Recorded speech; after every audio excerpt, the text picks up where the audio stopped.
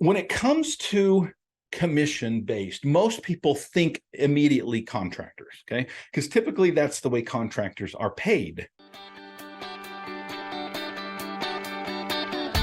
Originating from deep inside the Rocky Mountains, transported through the power of the internet, and arriving inside your tiny earbuds.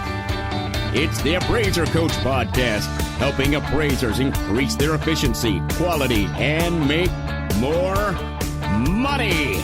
Here's the guy who makes it his life's mission to create value for real estate appraisers nationwide. Your host and the Appraiser Coach, Dustin Harris.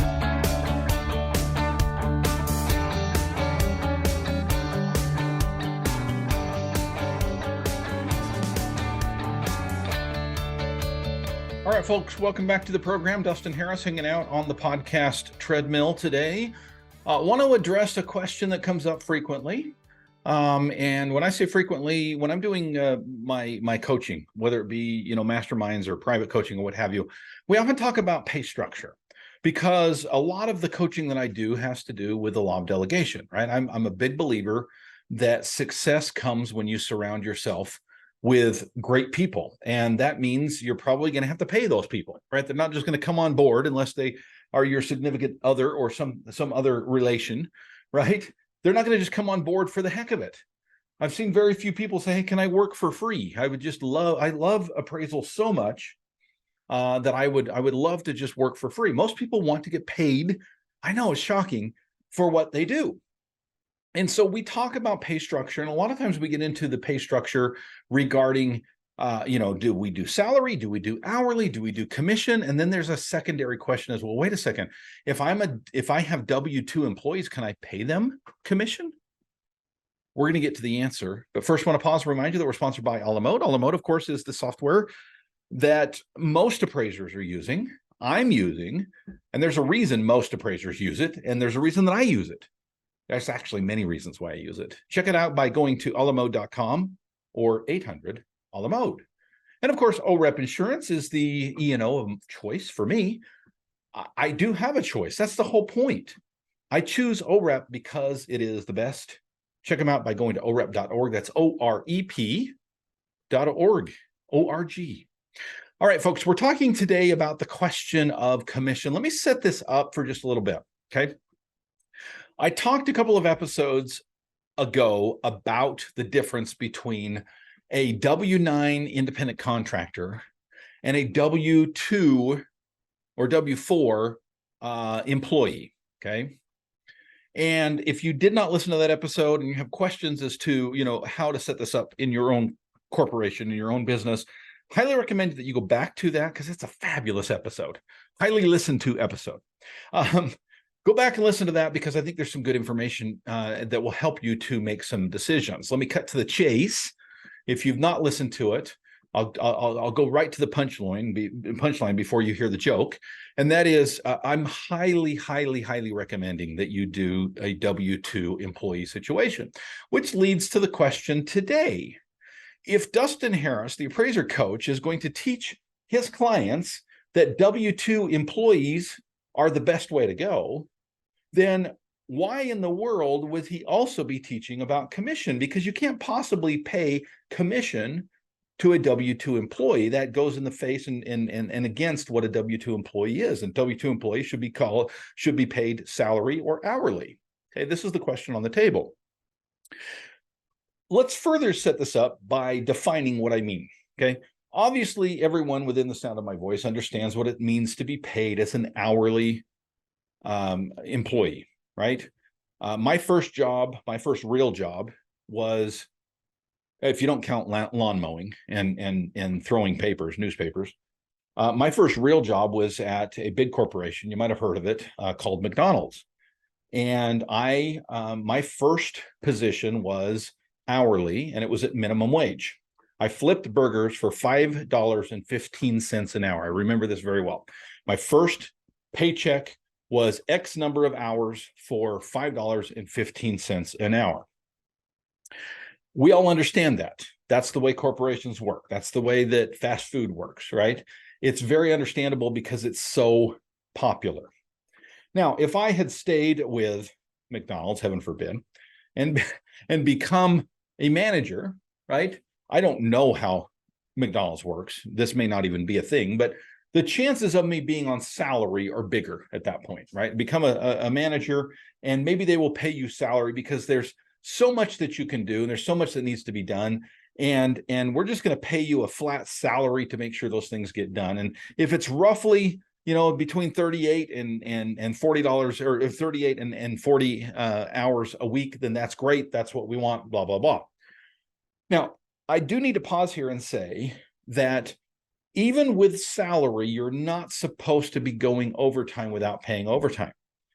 Okay, so you might say, hey, I'll pay you a salary, and if you work 38 hours a week, then I'm still going to pay you that full salary. But legally, and again, check your state labor laws, but legally, if you are working 42 hours, you need to be expected that 2 of those hours is going to be time and a half in most states. Okay, so keep that in mind. Salary doesn't mean that you can get away with working your employees 80 hours a week and paying them for 40. That's not how it works. Okay, but it's a different pay structure than the hourly, just because you're not maybe clocking in, clocking out. You're not keeping track the same way that you might as an hourly employee. Part of the coaching that I do is regarding how to pay your appraisers. And I'm a big fan of splitting up the work. None of this, for those of you who have been listening to this, this podcast for 900 plus episodes, none of this is going to be a surprise to you, because I talk frequently about structure and about setup. And one of the things that I'm a big fan of is the doctor's office analogy, and using the doctor's office setup similarly in the office, right? So you basically take the tasks, the things that need to be done on the assembly line of the appraisal, and you split those up between those that are in the right seats on the bus. So you have a really great customer service rep, for example. So the appraiser is not the one setting up the appointments, okay? The appraiser can focus on being the doctor or the professional, right? The doctor may only be in the room for 10, 15 minutes on an hour and a half visit, because a lot of that hour and a half, other than the waiting, is done by other people, nurses, physician's assistants, customer service reps, receptionists, billing, what have you. Doctors get it. They understand the importance of being a doctor, being a professional, and making sure that what they do is the most important part, even though it may not be the majority. I'm a big fan of that same structure for appraisers, in helping appraisers look at that the same way and saying, should the appraiser be the one that is sending out the invoice? Should the appraiser be the one that is setting up the appointment? Should the appraiser be the one that looks up the tax record? Should the appraiser be doing the data entry? Okay. Now, I would say no, no, no, no, and no. Okay. Now, you need to run your business how you run your business, but the point, and the reason I'm spending a lot of time focused on this, is one of the things that I encourage my clients to do is to look at a commission structure for the professional side of things. What I mean that by the professional side of things is the inspection, comp selection, adjustments, reconciliation, those things that I would call the doctor's side of things. Okay. Now, the inspection we can talk about on another episode, whether or not that's actually a professional level or if that's just data collection. I know that's a tough subject for many of you right now, but we're talking in-house right now, right? We're talking in-house bifurcation. We're talking about, should the individual that goes out to do the inspection be the same person that's doing the write-up? Again, another topic for another day, but let's just say, for argument's sake today, that you decide to split those up, that you have a certified residential appraiser going out and doing the inspection, communicating everything thoroughly to the doctor back at the office, the other certified residential who does the actual write-up, and they work in conjunction and they both sign and everything's legal and use PAP and blah, blah, blah. Okay. And client approved, by the way. That's the big hump there. But I'm a big fan of that level of service being on a commission. Okay. Now I'm going to say 100% commission, but I want to differentiate between these. Okay, what I mean by that is I'm not saying that the inspector and the write-up person get 100% of the fee. What I'm saying is they are not paid a salary. They are not paid hourly. When I say pay someone 100% commission, that means if they work, they get paid. If they don't work, they don't get paid. That means if they go on a 2-week vacation, which I absolutely would allow, right, they're probably not going to be paid for that vacation. Now, again, another episode for another time. I actually do pay my employees for paid vacation, right? Those that are on commission. That's not the point. The point is I'm trying to indicate when I say 100% commission, sometimes people get mixed up and they go, well, how can the company make any money if you're paying 100% commission? No, what I'm saying is that person is making 100% of their money through commission, okay? I'm a big fan of commission for many, many reasons. I'm a big fan of commission because there's less pressure on me, the employer, right? And there's much more pressure on the employee. So when my employee comes to me and says, hey, Dustin, where's all the work? Now, certainly I'm going to do my very best to make sure that they have work. Certainly I'm going to do my very best. I consider it my duty, my responsibility as a business owner to make sure that I do my utmost to make sure that we've got volume coming in, to market, to network, to establish good relationships with my clients, to provide good customer service. But in the end, if you're 100% commission, you're going to feel some pressure there too. Like, hey, Dustin, what can I do to start digging up business? Because I'm slow and I need to pay my bills. I like that. I like that kind of pressure on my employees that we work together as a team to build the business. But the question then comes, and this is the question on the table, and I promise to answer after the break, is can you pay commission only, to W-2 employees? Isn't that something that is reserved solely for independent contractors? Again, answer after the break. First, I want to pause and remind you that we're sponsored by a great company called OREP. OREP is my E&O of choice. Folks, you need E&O, right? Now, I know a few appraisers out there that don't have E&O. Crazy. Don't do it. Risky, right? You need the protection. It's like having a house and not having insurance, right? Your house burns down, you're screwed, okay? You don't want to be in that position when it comes to E&O, but did you know you have a choice? Now, many appraisers just kind of renew the same E&O that they have every year, year after year after year. Folks, you wouldn't do that with any other product.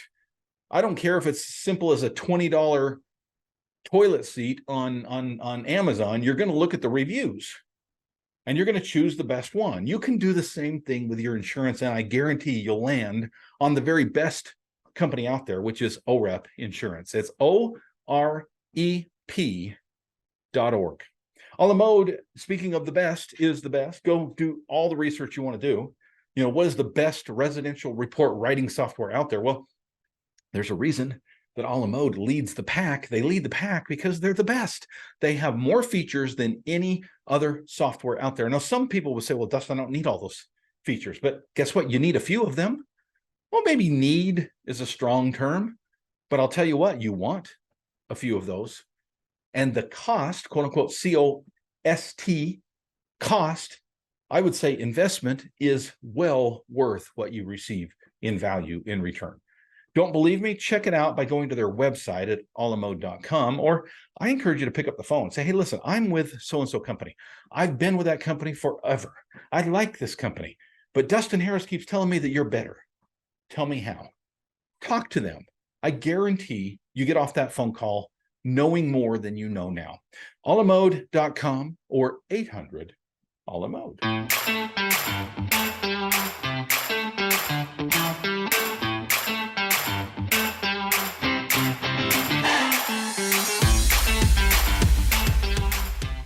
All right, folks, welcome back to the program. So good to have you. Wonderful to have you, actually. We are talking about commissions. We are talking about hourly salary. But the biggest question that we are talking about today is, can you pay a commission to your W-2 employees? Are you ready for the answer, my friends? The answer is, kind of. Okay. Now, actually, the answer is yes. If you just take at face value the question, can you pay 100% commission to your employees, meaning they don't make a salary, they don't make a base salary, they don't make hourly, they just make commission. Can you pay commission for your employees? The answer is yes, with an asterisk. Now, let me talk a little bit about the asterisk for a second, okay?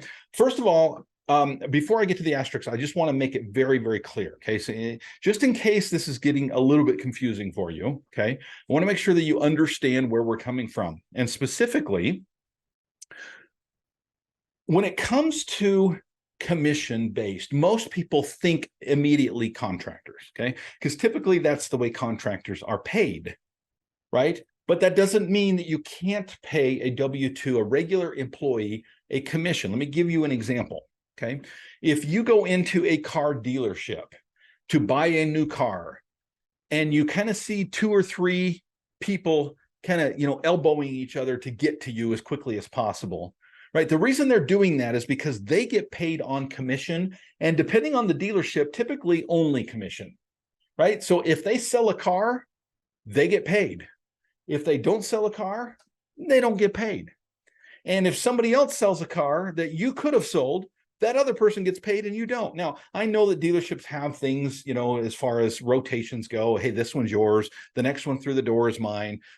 I understand that. They're not really elbowing each other to get to you, okay? But you know what I mean. They're being paid commission, and guess what? They are W-2 employees. They are not contractors.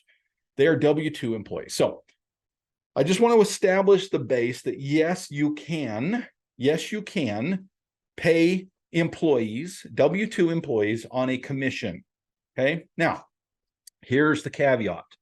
The problem is this whole thing that we talked about a couple episodes ago called the FLSA, which stands for the Fair Labor Standards Act, okay? And if specifically you go to Section 7I, okay, of that, there is what's called the retail and service exemption part of the FLSA.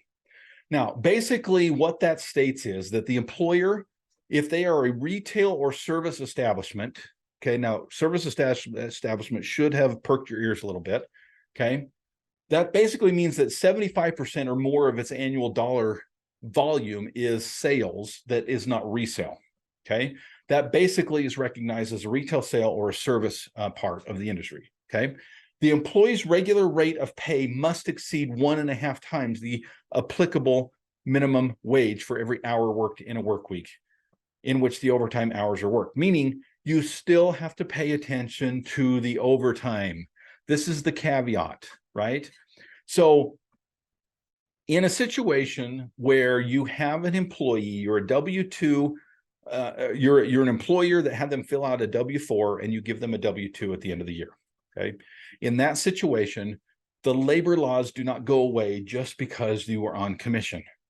Okay, now most of the time this is not even going to matter, right? Because for the most part, there's going to be this exemption that I just talked about, the Section 7I. Okay, read it. I'm not a lawyer. I'm not an accountant, right? You need to go through it. Okay, but if there's 3 conditions that must be met. First of all, you have to be a service establishment or retail establishment, which in most of ours is correct. Okay, regular rate of pay needs to be considered, right? And then more than half the earnings from commission, right? Then there can be an exception of the 40-hour in a work week. Okay, again, I share that with you because this is not a black and white answer. I know some of you are like, what the hell did he just say, right? And the bottom line is I don't want to go into any more detail because I don't want to be held liable because I'm not an attorney, okay? I share it with you out of duty, out of responsibility, that it's not just a black and white answer. Can you pay a W-2 employee commission? The answer is yes, but that asterisk is where you need to get advice, okay? Because it's super important that you understand the rules and regulations and the laws, and that just because they're a commission-based doesn't mean that you can treat them like an independent contractor. They are still your employee, and thus fair labor laws still apply. Thank you for joining me today, folks. It's been a pleasure, as always. I do appreciate you being here, and if you will please like and subscribe if you're on YouTube, that will be very, very helpful to us. Have a great day and go create some value. You've been listening to the Appraiser Coach podcast with Dustin Harris. If you like what you hear, please give us a 5-star rating and post a short review on iTunes. For more in-depth insider information on how you can make more money as a real estate appraiser, visit theappraisercoach.com and sign up for the All-Star team today. Thanks for joining us. And now, get out there and create some value.